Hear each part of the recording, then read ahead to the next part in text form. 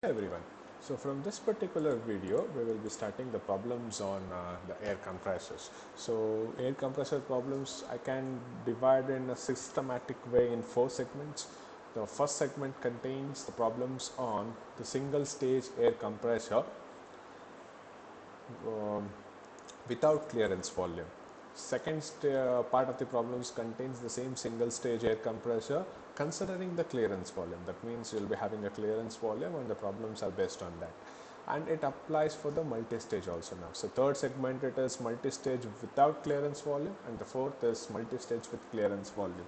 So I can bifurcate all the problems into 4 sections that it could be easy to analyze for you in the examinations.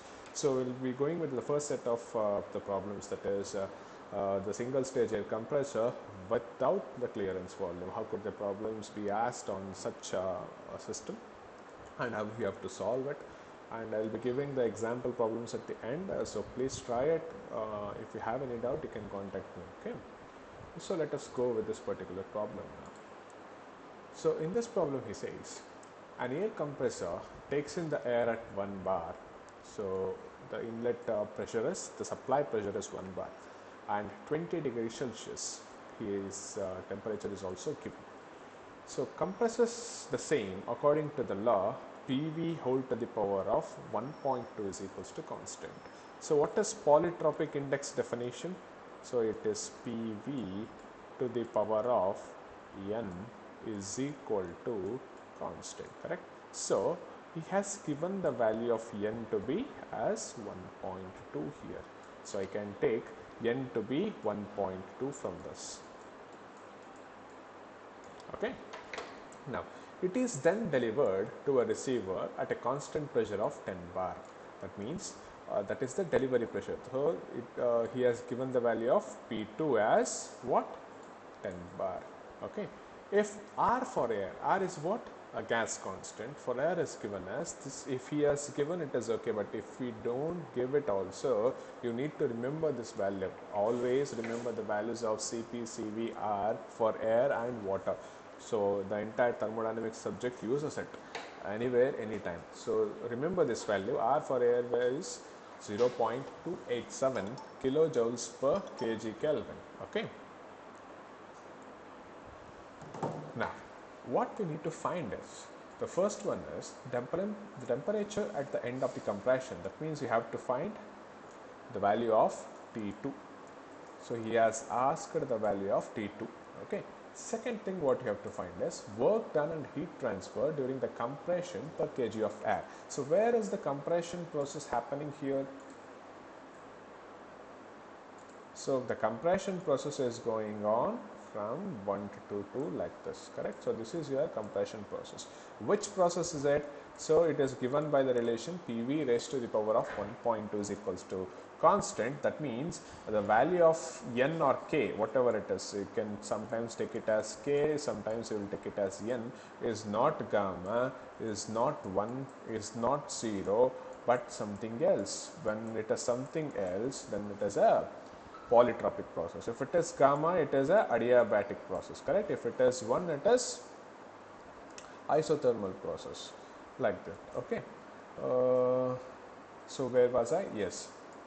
So PV raised to the power of 1.2 is equals to constant. That is the polytropic compression which is happening. You need to find what is the work done from 1 to 2, okay, and even find what is the heat that is exchanged from 1 to 2. Okay, let us see that. So first, when the problem is given to you, you have to look whether it is how many stages does it contain, okay, whether it has a clearance volume or not. So anywhere in the complete entire problem he has not mentioned about the clearance volume and all, correct? So this is without clearance volume. You have to assume that this particular problem is without clearance volume, and you have to draw the PV diagram of a single stage air compressor without PV diagram, without the compression, clearance volume, which is this. Okay. So now we shall consider the process 1 to 2 here. So 1 to 2 is polytropic process. So polytropic PVT conversion equation is given as P1 by P2, that is equals to V2 by V1 whole to the power of gamma, that is equals to T1 by T2 whole to the power of n divided by n minus 1. Here polytropic, that's why it is n. If it is adiabatic, it would be gamma. Okay. From this, I need the value of T2, correct? So I know the pressure ratios entirely. So equating these two, n divided by n minus 1, if you transfer to the other side, what it will become? It will become n minus 1 by n. Okay. So T2 value is given as T1 into P2 by P1 whole to the power of n minus 1 by n. Substitute all the values. You know the value of T1 which is given in the problem. So substitute in kelvins, that is very important. Okay, every value is given, just substitute, you will get the value of T2 as 430 Kelvin. So that is how you will calculate the temperature at the end of the compression. It is very much easy. Next thing. So next thing is work done and the heat transfer during the compression process. So you have derived this particular expression in the theoretical part of the air compressor videos. Okay, if you just go through this, how we have done the derivation, and you have to remember this particular expression. Okay, so taking that expression into note, you have every values in it, just substitute, you will get the value directly. Okay, so you know the value of T, you know the what is polytropic index, P2 by P1 is known, so just substitute, you will get it as 236 kilojoules per kg of air. Now you have to calculate the heat transfer. So work done is over now. So now we have to calculate the heat transfer.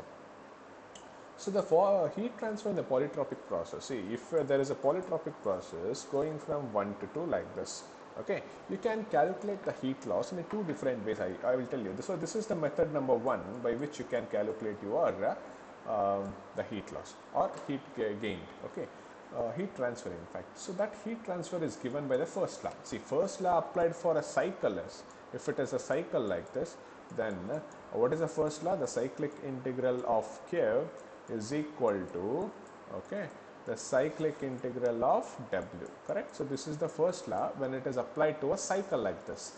Okay, now the same first law when it is applied to certain process from 1 to 2. Okay, now the first law is being applied with the process that is going from 1 to 2, which is not cyclic. Then the first law is given as what? It is given as d cube, the change in heat, is equals to dW, the change in work, plus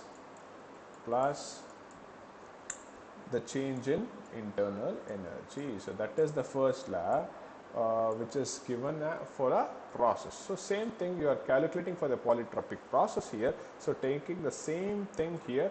So the heat flow is equals to work flow plus change in internal energy. Now work flow from 1 to 2, which is polytropic, which is given as P1 V1 minus P2 V2 divided by n minus 1. Now you can replace P1 V1 with Mr T1 and P2 V2 with Mr T2, so that you can take Mr common there and Mr into T1 minus T2 divided by n minus 1. This is the expression which I have got.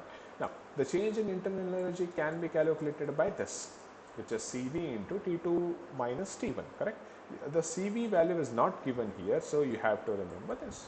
I told you, you need to remember the CP, CV and R values of air and water. Okay, so CV is equals to 0.718 kilojoules per kg of air. So you know everything, just substitute, you will get it as 1 minus 100. Why minus? Because it is heat rejection. You are rejecting the heat from the system, so it is negative. Although it will get automatically negative. So it is, the obtained answer could be minus 100.42 kilojoules. I told you this is the first method. Then what is the second method of calculating? So second method of calculating is heat loss in the polytropic process is given by this expression, which I have told you in the basic thermodynamics while dealing with basic thermodynamics also. So polytropic heat flow is given by gamma minus n divided by gamma minus 1 into polytropic work done.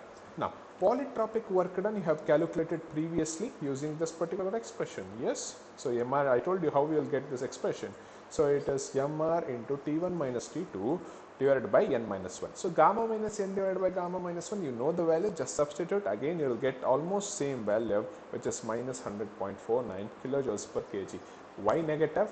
Negative because it is heat rejection. So this ends the problem. It is very much simple. Okay, now try this particular problem here, which is very much easy. So it says 1 kg of air compressed from 1 bar and 16 degrees Celsius to 5.3 bar according to the following process. So it compresses the air from 1 to 2 in two different process here. So first process is your adiabatic process, and the second one is your azeothermal. So you need to compare, like if I go with an adiabatic process, what will be my work done? Okay, or if I go with the isothermal process, what will be my work done? You have to calculate both the things, considering it as adiabatic ones and considering it as isothermal ones, and then you have to compare these two values. Okay, that is all you have to do in this problem. So you know how to calculate when it is compressed adiabatically, which is given by this particular formula here.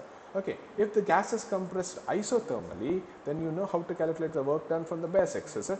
It is P1 V1 into ln of P2 by P1. There are totally 6 methods, 6 formulas by which you can calculate the isothermal work done. I have explained you in the class, but you revise those concepts. Okay, you can use any of those to calculate your work done, which is compressed isothermally. So calculate the work done adiabatically, calculate the work done isothermally, and then you compare these two. So which one is greater? You just write a statement at the end. Okay. If you have any doubts while solving this, you can contact me.